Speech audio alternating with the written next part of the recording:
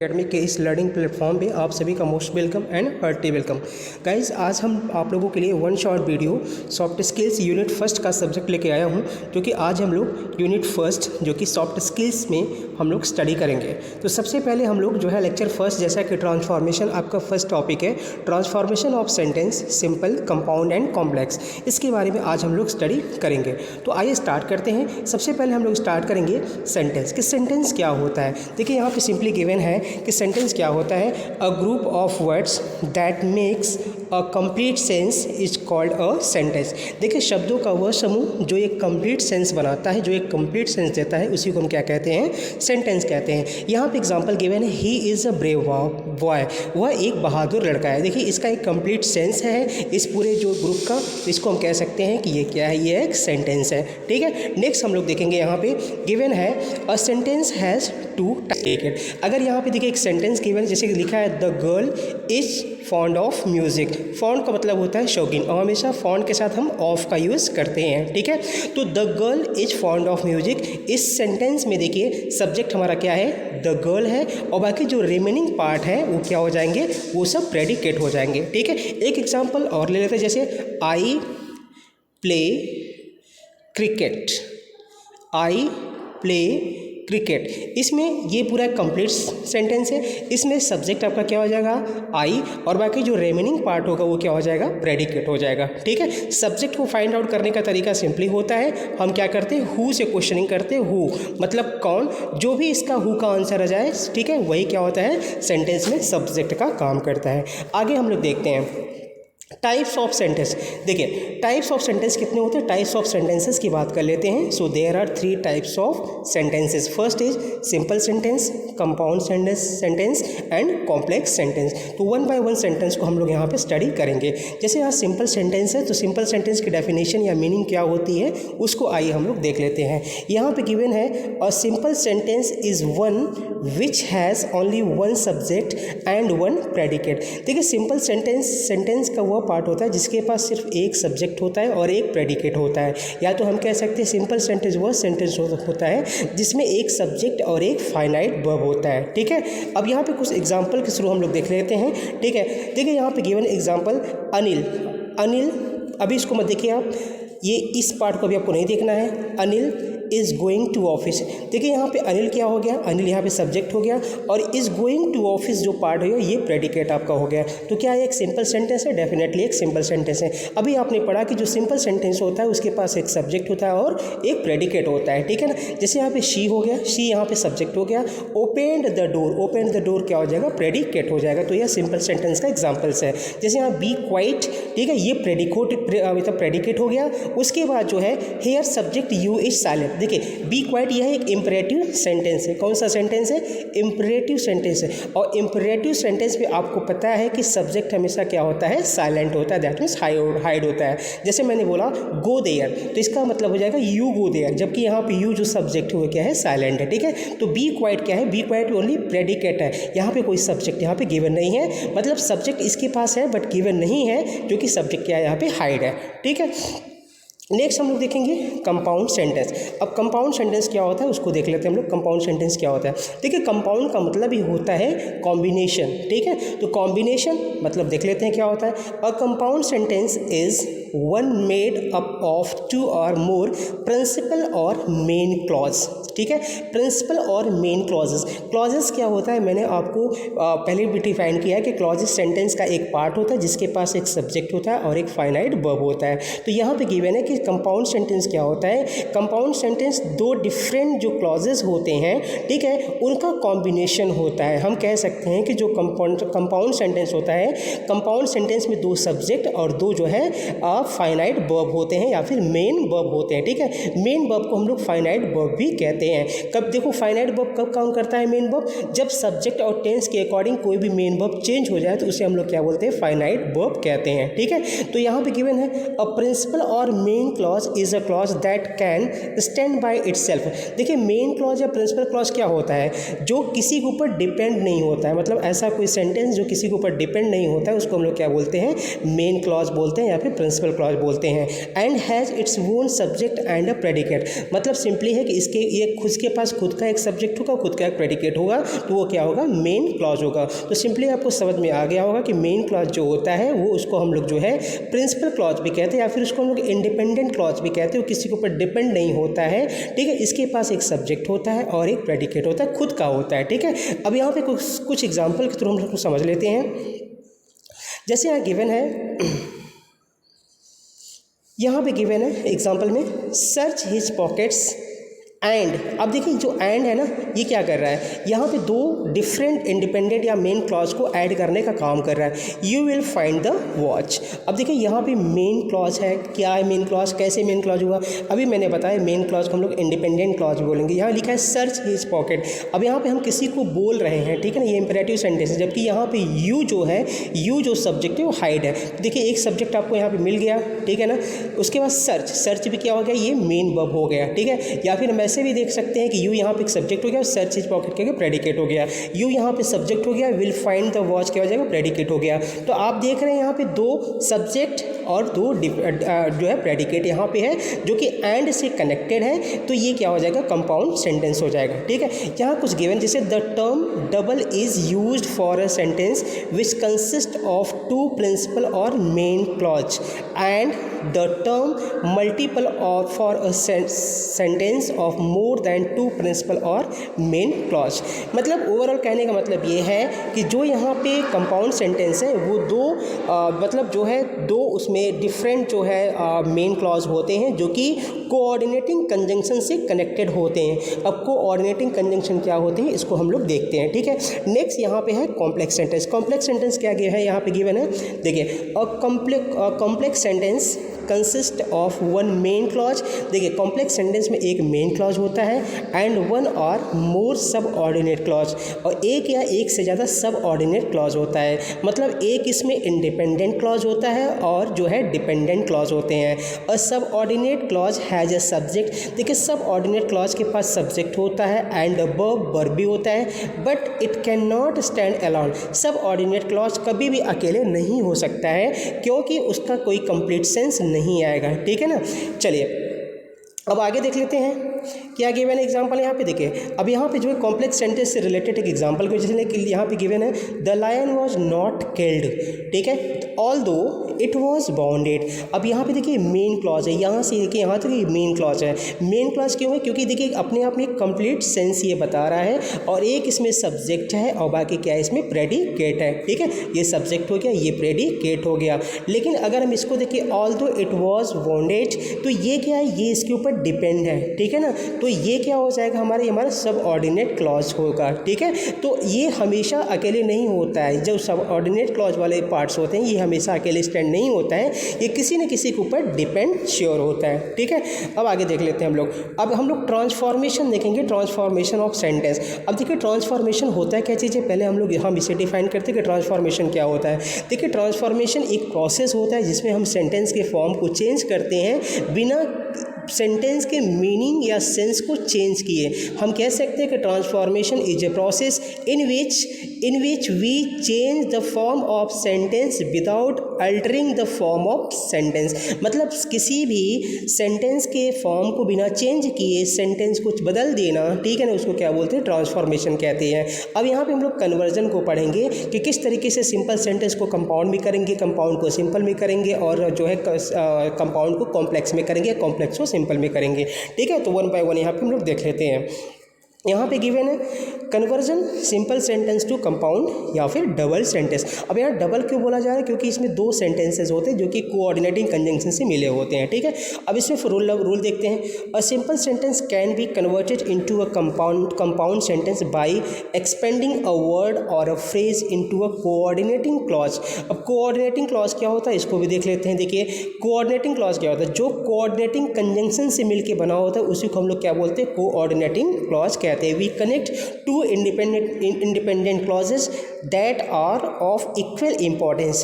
मतलब दोनों जो सेंटेंस होंगे जो कोऑर्डिनेटिंग कंजंक्शन से कनेक्टेड होंगे, दोनों का इंपॉर्टेंस रहेगा। जैसे सिंपल सेंटेंस यहाँ पे है, he must work very hard to win the prize, ठीक है। तो यहाँ पे देख लेते हैं क्या गिवन है, he must work very hard और he will not win the prize. तो यहाँ पे देखिए दो यहाँ पे इंडिपेंडेंट आपको जो है सेंटेंस देखने को मिलेंगे, लेकिन कनेक्टेड किससे है? और से कनेक्टेड है। और क्या है? कोऑर्डिनेटिंग कंजंक्शन है। कोऑर्डिनेटिंग कंजंक्शन को याद करने का तरीका सिंपली है fan, fan, boys. F for होता है for, F for, A for and, N for neither, B for but, O for of, Y for at, S for so. ये ट्रिक है कोऑर्डिनेटिंग कंजंक्शन को लर्न करने का, ठीक है ना। तो देखिए यहाँ पे कोऑर्डिनेटिंग क्लॉज क्या हुआ? क्यों कोऑर्डिनेटिंग क्लॉज ये हुआ? क्योंकि ये कोऑर्डिनेटिंग कंजंक्शन से मिलके बन रहा है, तो ये कोऑर्डिनेटिंग क्लॉज हुआ, ठीक है। नेक्स्ट हम लोग चलते हैं कोऑर्डिनेटिंग कंजंक्शन। जैसा कि मैंने आपको बताया, coordinating conjunction are the linking words that link ideas of equal importance. मतलब दोनों सेंटेंस जो इंडिपेंडेंट या मेन क्लॉज है, दोनों का इंपॉर्टेंस है रहेगा। फंक्शन और स्ट्रक्चर जैसे और, एंड, नॉर, बट, और, एट, सो, ये क्या है? कोऑर्डिनेटिंग कंजंक्शन है, ठीक है। नेक्स्ट हम लोग देख लेते हैं conversion of compound sentence to simple, ठीक है। अब कंपाउंड को हम लोग सिंपल में कन्वर्ट करना देखेंगे। A compound sentence can be converted into a simple sentence by reducing one और more main clause into a word और अ फ्रेज। देखिए किसी एक मेन क्लॉज को, ठीक है, जब हम वर्ड या फ्रेज में, ठीक है ना, वर्ड या फ्रेज में क्या कर देंगे? रिड्यूस कर देते हैं, तो वो किस में कन्वर्ट हो जाता है? सिंपल सेंटेंस में कन्वर्ट हो जाता है। जैसे यह कंपाउंड गिवन है, वी मस्ट ईट और वी कैन नॉट लीव। अब देखो और से कनेक्टेड है, ये कंपाउंड सेंटेंस है, लेकिन जब हम इसे सिंपल में कन्वर्ट करेंगे तो क्या हो जाएगा? We must eat to live. हमने देखो एक को जो है हटा दिया, ठीक है। अब देखो दोनों की मीनिंग सेम ही आ रही है, देखो मतलब सेंटेंस के फॉर्म को हमने चेंज किया, लेकिन मीनिंग या सेंस सेम ही आ रही है। जैसे यहाँ गिवन है वी मस्ट ईट, हमें खाना चाहिए, और या वी कैन नॉट, नहीं तो हम क्या, हम जी नहीं सकते हैं। तो इसका मतलब यहाँ पे अगर हम इसको देखें, we must eat to leave, हमें जीने के लिए खाना चाहिए। तो दोनों का सेंस सेम आ रहा है, लेकिन हमने इसको कंपाउंड से सिंपल में हमें कन्वर्ट करना था। मैंने क्या किया यहाँ पे कि जो एक या एक से ज़्यादा जो क्लॉजेस है उसको मैंने एक फ्रेज में चेंज कर दिया, ठीक है। तो यहाँ we subject must eat to live, to live क्या हो जाएगा? यहाँ पर टू प्लस वर्ब की फर्स्ट फॉर्म को हम लोग बोलते हैं इन्फिनिटिव, ठीक है। तो ये कंप्लीट हुआ। नेक्स्ट हम लोग आगे बढ़ते हैं। आगे यहाँ पे गिवन है conversion of simple sentence to complex sentence में भी देखते हैं। जैसे यहाँ गिवन है a complex sentence is a form by adding one और मोर सबऑर्डिनेटिंग, सबऑर्डिनेट को हम लोग डिपेंडेंट क्लॉज भी कहते हैं, टू द मेन क्लॉज, और मेन क्लॉज को हम लोग इंडिपेंडेंट क्लॉज भी कहते हैं, जैसा कि मैंने आपको यहाँ पे बताया। एंड और रिलेटिव प्रोनाउन, एंड और, ठीक है, रिलेटिव प्रोनाउन का भी यूज करके हम लोग जो है इसको कन्वर्ट करते हैं सिंपल सेंटेंस को कॉम्प्लेक्स में। Subordinating conjunction are use to join a subordinating या फिर dependent clause to a main. अब देखो सबऑर्डिनेटिंग कंजंक्शन क्या क्या, जैसे once, while, when, whenever, where, wherever, before, and after, ठीक है। ये हमारे जो है क्या हो जाएंगे? सबऑर्डिनेटिंग कंजंक्शन हो जाएंगे। आइए कुछ यहाँ पे एग्जांपल्स को देख लेते हैं। यहाँ पे एग्जांपल गिवन है, सिंपल सेंटेंस है, he bought his uncle's library, he bought his uncle's library. अभी देखो इसको हमको कॉम्प्लेक्स में करना, तो कॉम्प्लेक्स में आपको पता है कि एक इंडिपेंडेंट क्लॉज होगा और जो है बाकी डिपेंडेंट क्लॉज होगा। जैसे ही bought the library which belong to his uncle, which मतलब जो की, ठीक है ना, विच मतलब जो कि, यहाँ पे विच का जो यूज़ है, ठीक है, वो सब ऑर्डिनेटिंग कंजंक्शन का काम कर रहा है। तो इसको हमने क्या किया? चेंज कर दिया, किसमें? कॉम्प्लेक्स में चेंज कर दिया। यहाँ पे एक मेन वर्ब हो गया, दैट मेन क्लॉज हो गया, जिसको हम लोग इंडिपेंडेंट क्लॉज कहेंगे, दूसरा सब ऑर्डिनेट क्लॉज हो गया, जिसको हम लोग डिपेंडेंट क्लॉज कहेंगे, ठीक है। आई होप आप यहाँ तक आपको समझ में आ गया होगा। नेक्स्ट यहाँ पे देखेंगे conversion of a simple sentence to complex sentence to simple sentence में। फिर देख लेते हैं रूल, यहाँ क्या गिवन है? In order to transfer a complex sentence into a simple sentence convert the dependent clause. मतलब इसमें हम जब भी कॉम्प्लेक्स सेंटेंस को सिंपल सेंटेंस में जब कन्वर्ट करेंगे, तो जो डिपेंडेंट क्लॉज है उसको हम पार्टिसिपल इन्फिनिटिव फ्रेज या रिमूव द सबऑर्डिनेटिंग कंजंक्शन, या सबऑर्डिनेटिंग कंजंक्शन को हम रिमूव कर देंगे, and write the independent clause as it is, और उसके बाद जैसे इंडिपेंडेंट क्लॉज जो बचेगा उसको एज इट इज़ हम नोट डाउन कर देंगे। अब यहाँ पे एक चीज़ समझना है कि पार्टिसिपल क्या होता है। देखिए पार्टिसिपल क्या होता है, पार्टिसिपल जो है एक ऐसा मेन वर्ब होता है जो मेन वर्ब के साथ साथ वो जो है एडजेक्टिव का भी काम करे, उसको हम लोग पार्टिसिपल कहते हैं। इन्फिनेटिव क्या होता है, टू प्लस वर्ब की फर्स्ट फॉर्म को हम लोग क्या बोलते हैं, इन्फिनेटिव बोलते हैं। टू प्लस वर्ब की जो फर्स्ट फॉर्म होती है उसको हम लोग क्या बोलते हैं, इन्फिनेटिव कहते हैं। जैसे टू सी, तो देखिए यहाँ पे टू सी, टू यहाँ पे क्या हो गया, टू प्लस वर्ब की फर्स्ट फॉर्म सी, तो क्या हो गया, इन्फिनेटिव हो जाएगा। ठीक है।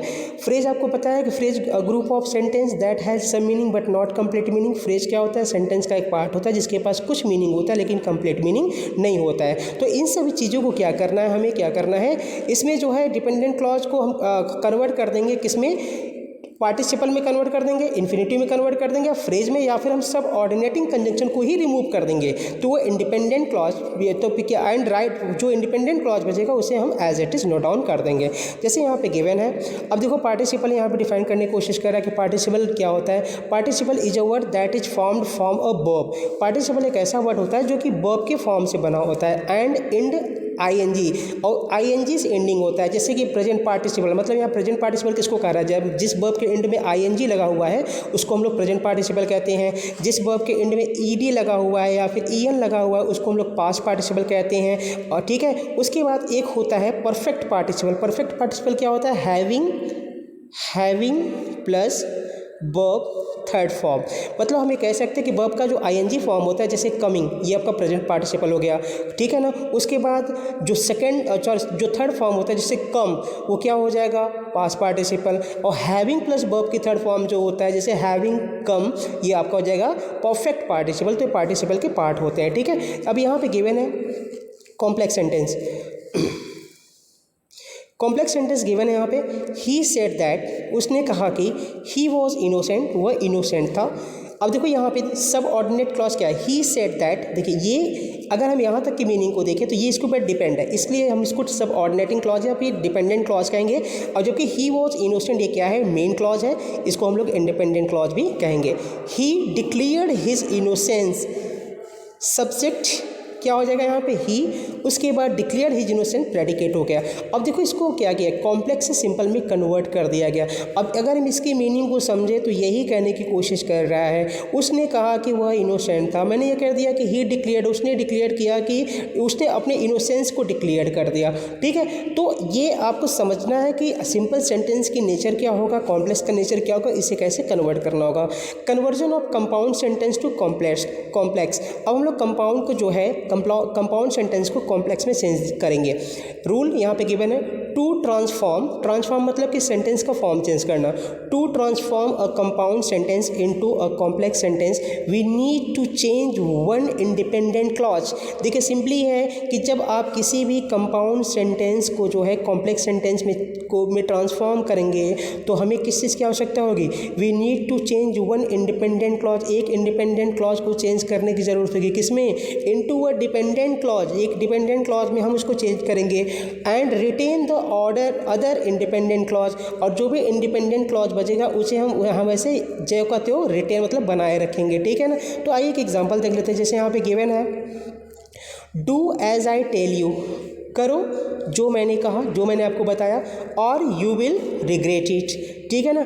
अब यहाँ पे देखो दो यहाँ पे मेन क्लॉज है। कैसे मेन क्लॉज, दो मेन क्लॉज है क्योंकि ये एक कोऑर्डिनेटिंग कंजंक्शन से मिलकर बने हुए हैं, तो ये कंपाउंड सेंटेंस है। इसको कॉम्प्लेक्स में देखिए कैसे कर दिया कि अनलेस लगा करके, unless you do as I tell you you will regret it. तो यहाँ पे देखिए अगर इस सेंटेंस को यहाँ तक के पार्ट को ले हम तो ये डिपेंडेंट क्लॉज होगा, और क्योंकि ये इसके ऊपर डिपेंड है, जबकि ये मेन क्लॉज होगा क्योंकि ये जो है इंडिपेंडेंट क्लॉज है। ठीक है। तो हमने ये देखा कि यहाँ पे अनलेस का यूज़ किया। ठीक है ना। यहाँ पे अनलेस का यूज़ किया, अनलेस का यूज़ करके हमने क्या किया, इसको सब ऑर्डिनेट क्लॉज को बना दिया। ठीक है ना।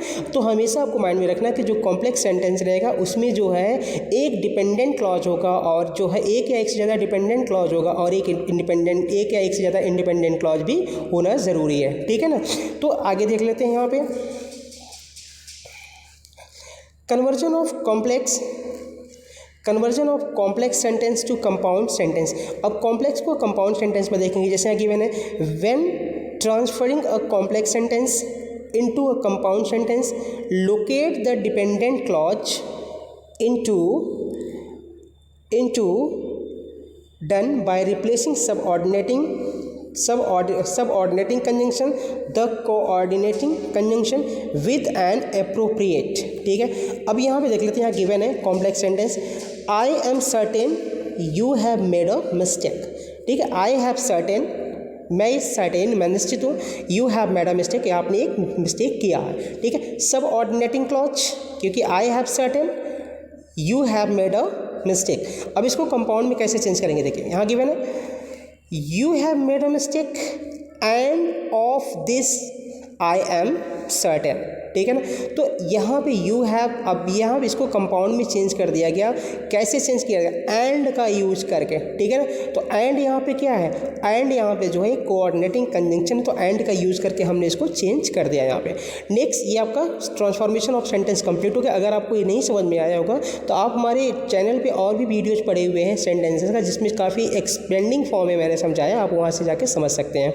नेक्स्ट, दूसरा टॉपिक आपकी यूनिट फर्स्ट में सब्जेक्ट वर्ब एग्रीमेंट. ठीक है, तो सब्जेक्ट वर्ब एग्रीमेंट को आइए समझते हैं कि क्या होता है सब्जेक्ट वर्ब एग्रीमेंट. जैसा कि देखिए, ये डिफाइन करता है कि सब्जेक्ट और वर्ब का एग्रीमेंट ही क्या कहलाता है, सब्जेक्ट वर्ब एग्रीमेंट कहलाता है. ठीक है, तो यहाँ पे देख लेते हैं इसकी मीनिंग क्या है.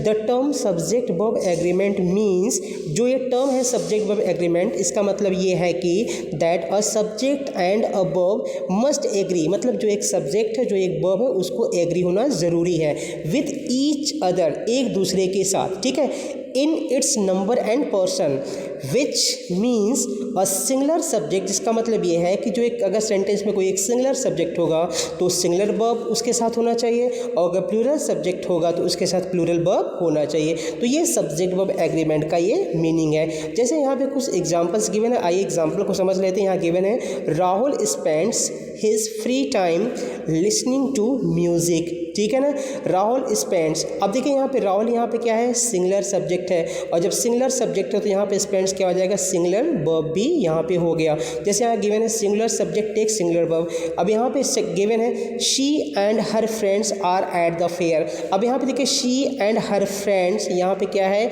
यहाँ पे जो है ये प्लूरल सब्जेक्ट हो गया, तो प्लूरल सब्जेक्ट हो गया, आर यहाँ पे क्या हो जाएगा, ये प्लूरल वर्ब यहाँ पे हो जाएगा. ठीक है, आगे देखते हैं exception to the basic rule. अब देखिए, जहाँ से क्वेश्चन आपके एग्जाम में आता है वो एक्सेप्शनल केसेस से एग्जाम में आपके क्वेश्चन पूछा जाता है, उसको आइए देख लेते हैं. Exceptions to the basic rule. The first person pronoun I take a plural verb. देखिए, फर्स्ट पर्सन का जो प्रोनाउन आई होता है, आई मतलब मैं, ये हमेशा प्लूरल वर्ब लेता है. जैसे आई गो, मैं जाता हूँ, आई ड्राइव. ठीक है, अब इसमें कुछ जनरल रूल्स देख लेते हैं. जैसे यहाँ गिवन है two or more singular noun, दो या ज़्यादा जो सिंगुलर नाउन जब होते हैं या प्रोनाउन होते हैं, वो हमेशा अगर एंड से कनेक्टेड हैं तो क्या होगा, रिक्वायर अ प्लूरल वर्ब. मतलब दो या दो से अधिक सिंगुलर नाउन या प्रोनाउन एंड से कनेक्टेड हैं तो उसके साथ जो है प्लूरल वर्ब की रिक्वायर होगी. जैसे यहाँ पे गिवन है gold and silver are precious metal. ठीक है, gold and silver are precious metal. अब यहाँ पे एक चीज़ देखिए, बट इफ़ द, देखिए हाँ, gold and silver are precious metal. अब यहाँ पे गोल्ड एंड सिल्वर दो डिफरेंट नाउन है और एंड से कनेक्टेड है, इसलिए यहाँ पे हमने प्लूरल वर्ब का यूज़ किया. बट लेकिन यहाँ पे एक चीज़ आपको समझना है, but if the noun suggested one idea to the mind, लेकिन अगर दो डिफरेंट नाउन है एंड से कनेक्टेड लेकिन किसी एक आइडिया को सजेस्ट कर रहे हैं और रिफ़र द सेम पर्सन या किसी एक पर्सन या थिंग्स को रिफ़र कर रहे हैं, तो ऐसे कंडीशन पे हम सिंगुलर वर्ब का यूज़ करेंगे. ठीक है ना, जैसे यहाँ गिवन है time and tide waits for none. अब टाइम और टाइड्स एक जो है एक नेचुरल फिनोमिना है, ठीक है, जो कि सी में देखने को मिलता है, समुद्र में देखने को मिलता है. तो यहाँ पर time and tide waits for none, ठीक है ना।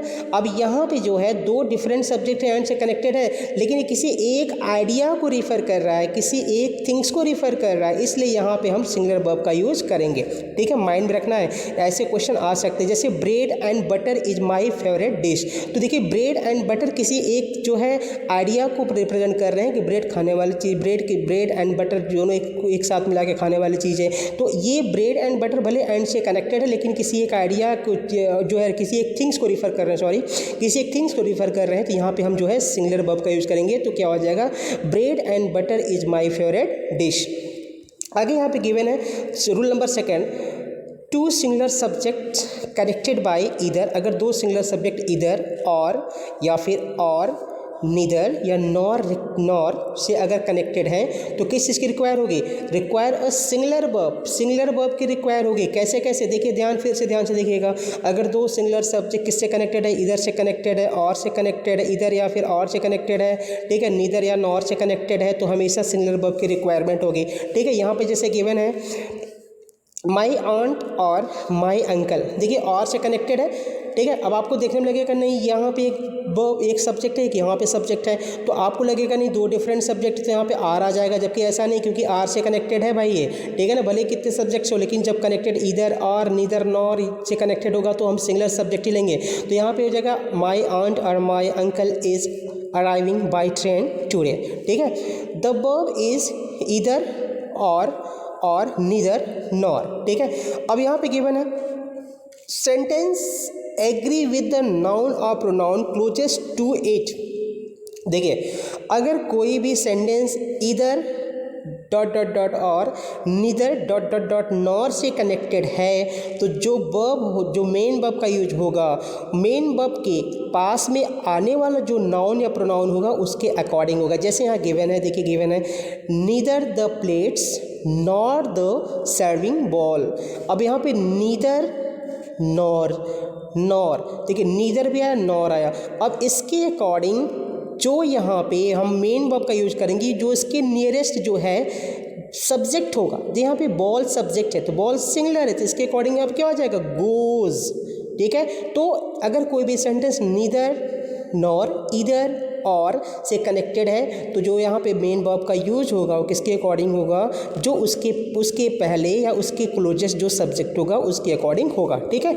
आगे देख लेते हैं rule number 3, words joined to a singular subject by with as well as. अगर कोई भी सिंगुलर सब्जेक्ट विद या फिर एज वेल एज से कनेक्टेड है तो उसके साथ हमेशा सिंगुलर वर्ब आता है। जैसे the house with its contents was insured, ठीक है, विद से कनेक्टेड है तो यहाँ पे सिंगुलर वर्ब। जैसे अब नेक्स्ट यहाँ पे रूल देख लेते हैं, गिवन है rule number 4, two noun qualified by each or every, तो ठीक है, तो जैसे connected by and require a singular verb. अगर दो नाउन है लेकिन वो ईच एंड एवरी को क्वालिफाइड करते हैं, ठीक है, तो उसके साथ सिंगुलर वर्ब आएगा। अब मतलब सिंपली है कि अगर किसी भी नाउन के पहले एवरी लग गया, ईच लग गया, तो उसके बाद जो उसमें मेन वर्ब होगा, ठीक है ना, वो हमेशा सिंगुलर होगा। जैसे every boy and every girls was given. देखिए अब आपको लगेगा कि गर्ल्स यहाँ पे है एंड से कनेक्टेड है, बॉय भी है तो प्लूरल हो जाएगा, नहीं, इसके पहले एवरी आ गया है, इसलिए यहाँ पे सिंगुलर वर्ब का यूज होगा। नेक्स्ट हम लोग देखते हैं rule number 5, some nouns which are plural in form. कुछ नाउन प्लूरल फॉर्म में प्लूरल होते हैं बट सिंगुलर इन मीनिंग, लेकिन मीनिंग में सिंगुलर होते हैं, वो हमेशा सिंगुलर वर्ब होते हैं। सिंपली है कि जब जो है सिंगुलर जो है कुछ नाउन ऐसे होते हैं जो फॉर्म में भरे प्लूरल होते हैं लेकिन वो सिंगुलर मीनिंग देते हैं, मीनिंग सिंगुलर देते हैं, इसलिए सिंगुलर वर्ब का यूज़ होता है। जैसे द न्यूज़ इज़ ट्रू, देखो यहाँ न्यूज़ देखने में क्या लग रहा है, प्लूरल में लग रहा है, लेकिन ये जो है मीनिंग सिंगुलर का दे रहा है, इसलिए इसके साथ इज लगेगा। जैसे फिजिक्स, अब फिजिक्स एस लगा हुआ लास्ट में, physics is a difficult subject, तो फिजिक्स आर नहीं होगा, ठीक है, तो यहाँ पे physics is a difficult subject. कुछ यहाँ पे नेक्स्ट रूल है, when the plural noun is a proper name. देखिए when the plural noun is a proper name for some single object और some collective unit, it must be followed by a singular verb. जैसे यहाँ पे given है कि मान लो कोई ऐसा प्लूरल नाउन है लेकिन वो प्रॉपर नाउन है, ठीक है ना, प्रॉपर नाउन है तो वो हमेशा सिंगुलर वर्ब ही कंसिडर किया। जैसे यहाँ लिखे द यूनाइटेड स्टेट्स, अब यूनाइटेड स्टेट्स ये एक प्रॉपर नाउन है। Proper noun is a name of particular place, person and things. अब यहाँ ये प्रॉपर नाउन है ये, ठीक है, देखने में प्लूरल लग रहा है ये, ठीक है, लेकिन है ये प्रॉपर नाउन ये, ठीक है। यूनाइटेड स्टेट आपने नाम सुना है तो ये इसके साथ हमेशा सिंगुलर वर्ब का ही यूज़ होगा। नेक्स्ट हम लोग देखेंगे rule number 7, noun such as civics, mathematics, dollars etcetera require singular verb, ये हमेशा सिंगुलर वर्ब को कंसिडर करते हैं। जैसे civics is my favourite subject, ठीक है। Next rule, a collective noun takes a singular verb, जो कलेक्टिव नाउन होता है वो हमेशा सिंगुलर वर्ब को लेता है। जैसे the committee has issued its report, अब कमेटी यहाँ पे कलेक्टिव नाउन है, ठीक है, तो इसके साथ हम सिंगुलर वर्ब का यूज़ करेंगे। आगे यहाँ पे गिवन है, नेक्स्ट है प्रीफिक्स एंड सफिक्स, ठीक है। नेक्स्ट टॉपिक पे आगे प्रीफिक्स एंड सफिक्स। देखिए प्रीफिक्स का मतलब होता है जो रूट वर्ड के पहले यूज़ किया जाता है जिस वर्ड्स का, उसको बोलते हैं प्रीफिक्स, और जो रूट वर्ड के बाद में यूज़ किया जाता है उसको हम लोग बोलते हैं suffix. A prefix is a group of letter placed before the root word to form a new word, मतलब रूट वर्ड के पहले किसी भी वर्ड का यूज़ करके किसी एक नए वर्ड को फॉर्म करना है प्रीफिक्स होता है, और रूट वर्ड के बाद में किसी एक जो है वर्ड का यूज़ करके किसी एक नए वर्ड में फॉर्म करना क्या होता है, सफिक्स होता है। जैसे यहाँ पे कुछ जो है प्रीफिक्स एंड सफिक्स गिवन है। जैसे यहाँ पे डी हमने कोड में डी जोड़ दिया, डी कोड हो गया। क्रीज में डी जोड़ दिया पहले, डिक्रीज हो गया। डिस से डिसएग्री, डिसअपीयर। एक्स से एक्सेल, एक्सप्लोजन। इल से इलीगल, इलॉजिकल। इम से इम्पॉसिबल, इम्प्रॉपर। इन से इनएक्शन, इनविजिबल। मिस से मिसलीड, मिसप्लेस। नन से ननफिकेशन, ननसेंस। प्री से प्रीफिक्स एंड प्री हिस्ट्री, ठीक है। तो ये आप देख रहे हैं कि रूट वर्ड में हमने जो वर्ड को जोड़ दिया उससे एक नए वर्ड का फॉर्मेशन हो गया, वो क्या होते हैं, प्रीफिक्स होते हैं। सफिक्स आइए देख लेते हैं कि सफिक्स यहाँ पे क्या होता है। यहाँ पे given a suffix is a group of letter placed after the root word, जो रूट वर्ड के बाद जब हम किसी भी जो है ग्रुप ऑफ लेटर्स को पुट करते हैं उससे एक नया वर्ड फॉर्म होता है, उसको हम लोग बोलते हैं सफिक्स। जैसे एर, मतलब यहाँ पे गिवन वॉलेंटियर, इंजीनियर, प्रोफेटर। जैसे ई आर, तो हेल्प में ई आर जोड़ दिया, हेल्प एक रूट ऐड हो गया, और ई आर जोड़ दिया, क्या हो गया यहाँ पे, सफिक्स हो गया। हेल्पर, टीचर, ठीक है, preacher, dancer. ION celebration, opinion, decision, revision. ISM root word क्या हो गया है, क्रिटीज हो गया, ISM जोड़ दिया, क्रिटिज्म हो गया। ह्यूमनिज्म, प्रोफेशनलिज्म, ठीक है। इस तरीके से आपका जो है सफिक्स वर्ड बनेगा, इसको आप लोग देख लीजिएगा, ठीक है। आगे हम लोग आते हैं advance vocabulary, antonyms, synonyms, homophones and homonyms. Homophones and homonyms से रिलेटेड मैंने आपको वीडियो बना भी रखा है ऑलरेडी, आप देख भी सकते हैं, इसमें भी हम पढ़ा देंगे आपको। एडवांस वोकैबुलरी जैसे एंटोनिम्स मतलब opposite word. Antonyms are the word pair that are opposite in the meaning such as dark and night, जैसे डार्क का क्या हो जाएगा, नाइट हो जाएगा। एंटोनिम्स मतलब होता है जस्ट अपोजिट। वर्ड्स में have different antonyms depending on the meaning, एक वर्ड्स के कई मीनिंग एंटोनिम्स हो सकते हैं, उसके मीनिंग के ऊपर डिपेंड हो। जैसे long and tall are both antonyms of short, जैसे शॉर्ट के आप देख पा रहे हैं लॉन्ग भी होता है और टॉल भी होता है, ठीक है। अब यहाँ पे given some other example of antonym, जैसे अबंडन, रिटेन या फिर कीप। एमेच्योर, प्रोफेशनल, ठीक है। Arrogant, humble. Tardy, on time या punctual. Cheap, expensive. Emerge, disappear. Hostile, friendly, ये एंटोनिम्स है। आगे यहाँ पे गिवन है सिनोनिम। सिनोनिम्स का मतलब होता है सिमिलर वर्ड, ठीक है। गिवन यहाँ पे synonyms are different words with identical or at least similar meaning, मतलब किसी भी वर्ड का जो सिमिलर मीनिंग होता है उसको हम लोग क्या बोलते हैं, सिनोनिम्स। जैसे आंसर को हम लोग क्या बोलेंगे, रिप्लाई या respond. Ask, questions, inquire, and उसके बाद ब्रेव, करेजियस, ठीक है। उसके बाद शाइनी का क्या हो जाएगा, इंसेन या फिर जो है ब्राइट हो जाएगा, ठीक है। उसके बाद यहाँ पे गिवन है क्रेजी, गिवन है क्रेजी का क्या हो जाएगा, मैड हो जाएगा। एबंडन गिवन है, एबंडन का क्या हो जाएगा, लीव। एबंडन मतलब होता है छोड़ देना, ठीक है ना। तो इस तरीके से ब्रेव का फेयरलेस एंड पजल्ड, ठीक है, ये हुआ आपका सिनोनिम्स। होमोफोन्स देखते हैं, होमोफोन्स क्या होता है, मैंने आपको बता भी दिया, लेकिन इस वीडियो में हम कंप्लीट वीडियो बना रहे हैं, वन शॉर्ट वीडियो बना रहे हैं, इसमें आप देख लीजिए। Homophones is a word, homophones एक ऐसा वर्ड होता है जो कि that is that is pronunciate like other word but have different meaning. मतलब कोई भी ऐसा वर्ड जिसका प्रोनाउंसिएशन सेम होता है लेकिन उसकी मीनिंग और स्पेलिंग डिफरेंट होती है। ठीक है, आइए देख लेते हैं कुछ एग्जांपल यहाँ पे गिवन है। जैसे some example of homophones, canon, the inclusive of other books in the canon was slow. अब यहाँ कैनन और यहाँ कैनन, ठीक है, दोनों की मीनिंग, यहाँ पे मीनिंग देखो डिफरेंट है और जो है वर्ड्स भी डिफरेंट है, लेकिन इसका प्रोनाउंसिएशन क्या होगा, बिल्कुल सेम होगा। जैसे यहाँ पे हम ले लेते हैं एक और example, hair and HERE, here. अब यहाँ पे हेयर मीन्स बाल और यहाँ पे हेयर मीन्स यहाँ, दोनों की मीनिंग डिफरेंट है, स्पेलिंग भी डिफरेंट है, बट प्रोनाउंसिएशन सेम है। तो ऐसे वर्ड को हम क्या बोलते हैं, होमोफोन्स बोलते हैं। ठीक है ना, जैसे यहाँ पे गिवन है हेयर, हेयर, लूज, लूज, इसको भी आप यहाँ पे देख लीजिएगा। Gate, gait, bean, BIN, been, chorus, course, steel, STEAL, यहाँ पे गिवन है STEAL।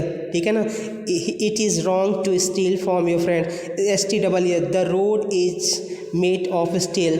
ठीक है, अब यहाँ स्टील का मतलब क्या हो जाएगा, चुराना। ठीक है, अब यहाँ पे स्टेशनरी, स्टेशनरी का मतलब होता है अस्थाई। ठीक है ना, द ट्रेन वॉज स्टेशनरी, एक स्टेशनरी का मतलब होता है जो कि बुक से रिलेटेड होते हैं। ठीक है ना, जो शॉप होते हैं stationery shop. Berth and birth, ठीक है ना, डिकेज्ड एंड डिजीज्ड। ठीक है, तो ये यहाँ पे होमोफोन्स हो गया।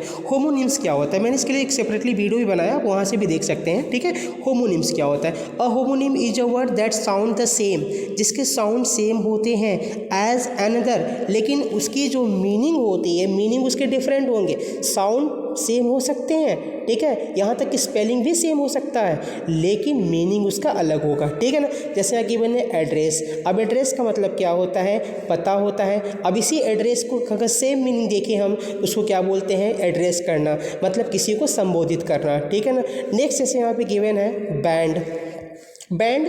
ठीक है, तो अब यहाँ पे देखिए इसके दो मीनिंग होंगे, स्पेलिंग सेम है, स्पेलिंग यहाँ पे सेम है, लेकिन मीनिंग अलग। जैसे बैंड, यहाँ के a love attending musical band, जैसे एक बैंड हो गया, बैंड पार्टी। अब दूसरा यहाँ पे I don't prefer to tie my hair with a band, मतलब जो बांधने वाला होता है। ठीक है, जैसे यहाँ पे बैट, बैट एक खेलने वाला होता है, बैट एक चमगादड़ होता है बैट। ठीक है ना, मैच एक मिलाने वाला मैच, दूसरा मैच जो हो जाएगा जो गेम वाला मैच होता है। मीन यहाँ पे दिया गया, राइट, जैसे लेफ्ट राइट हैंड हो गया, राइट मतलब ठीक हो गया। रॉक यहाँ पे दे दिया गया। ठीक है, तो आप यहाँ पे फिर से देख पा रहे हैं कि जो होमोनिम्स है, होमोनिम्स का सिंपल सा ये मतलब है कि a homonym is a word that sound the same, जिसके साउंड सेम है, लेकिन इसकी जो मीनिंग होगा वो क्या होगा, वो बिल्कुल डिफरेंट होगा। ठीक है, तो कई एग्जांपल्स यहाँ पे आपने देख लिया होमोनिम्स का। ठीक है, फ्लाई हो गया, पार्क हो गया, लेकिन यहाँ अलग अलग मीनिंग गिवन है, आप इसे यहाँ पे देख सकते हैं। नेक्स्ट हम लोग देखेंगे न्यू वर्ड फॉर्मेशन। ठीक है ना, नए वर्ड को हम कैसे बनाते हैं, आइए इसको यहाँ पे देख लेते हैं। यहाँ पे given what is word formation, word formation होता है क्या चीज़ है। जैसे गिवन वर्ड फॉर्मेशन मतलब वर्ड को बनाना ही क्या होता है, वर्ड फॉर्मेशन होता है। Formation of new word from an existing root word by adding a syllable और another word is called word formation. मतलब रूट वर्ड में जो एग्जिस्टिंग, जो पहले से रूट वर्ड है, मतलब जो एग्जिस्टिंग रूट वर्ड है जिसमें हम सिलेबल को ऐड करते हैं, दूसरे वर्ड को ऐड करते हैं, तो एक नया वर्ड फॉर्मेशन होता है। Formation of word can be classified into 4 types based, मतलब 4 पार्ट्स में क्लासिफाइड किया जा सकता है फॉर्मेशन ऑफ वर्ड को। On how the process of formation is carried out, they are, जैसे कि पहला है बाय एडिंग प्रीफिक्स। प्रीफिक्स मतलब रूट वर्ड में हमने प्रीफिक्स को ऐड करके हम नए वर्ड को फॉर्मेशन कर सकते हैं, जैसे डिसिप्लिन, इनडिसिप्लिन। ठीक है ना, जस्ट है मतलब उसके बाद जस्ट यहाँ पे अनजस्ट मैंने अन ऐड कर दिया। ठीक है, सफिक्स को भी ऐड करके, जैसे मेंट है मूव लगा दिया, मूव जैसे मूव है मूव में मेंट लगा दिया। ठीक है, एडिशन ऐड है शिन लगा दिया, एडिशन मतलब रूट वर्ड में मैंने वर्ड को ऐड कर दिया। तीसरा है converting from one word class to another, जैसे यहाँ the rich should help the poor. Here the adjective such as rich and poor are used as noun by using it with an article the. The rich should help the poor. अब यहाँ पे converting from one word class to another, मतलब कि किसी एक word के form को हम क्या कर रहे हैं, वर्ड क्लास के फॉर्म को हम लोग अनदर में चेंज कर दे रहे हैं। ठीक है ना, जैसे यहाँ गिवन है the rich should help the poor, मतलब हेयर जहाँ जो यहाँ पे एडजेक्टिव है, जैसे कि रिच हो गया, पुअर हो गया, ये क्या है, आर यूज्ड एज नाउन, इसको एज ए नाउन यूज किया गया bye using it with an article, article the का यूज को यहाँ पे यूज करके जो है यहाँ पे इसको एज ए नाउन यूज किया गया है, जबकि है है क्या, ये एडजेक्टिव रिच धनी, पुअर गरीब, लेकिन हम यहाँ पे द लगा दिए, क्या बन गया, नाउन बन गया। आई बात समझ में। नेक्स्ट यहाँ गिवन है फॉर्मिंग कंपाउंड वर्ड का, जैसे यहाँ गिवन है ओवर लोड, ओवर एडवर्ब हो गया, लोड नाउन हो गया, दोनों को मिला दे क्या हो गया, ओवरलोड, ठीक है ना। अब जैसे वाइट एडजेक्टिव है, वॉश वर्ब है, दोनों को मिला दे क्या हो जाएगा, वाइट वॉश।